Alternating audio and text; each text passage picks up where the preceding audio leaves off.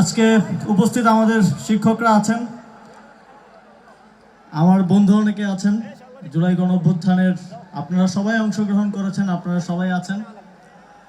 সকলকে ঢাকা কলেজের 185তম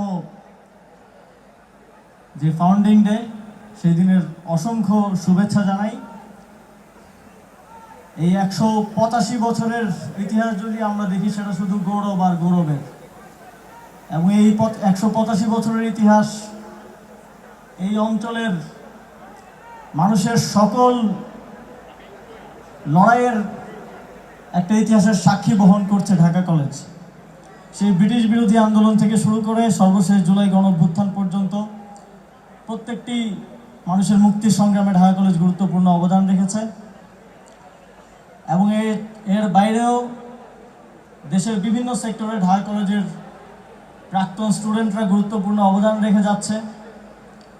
সচিবালয় থেকে শুরু করে প্রত্যেকটি জায়গায় আপনাদের প্রাক্তনদের সাথে আমাদের দেখা হয়, কাজ করতে গেলে অনেক সময় কথা হয়।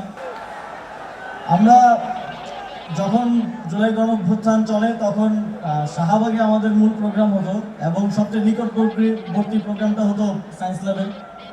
এবং আমি নিজেও কয়েকবার এসেছি, আমরা বাইক দিয়ে এসে এখানে কথা বলতাম, দেখতাম কেমন চলছে, আবার যেতাম।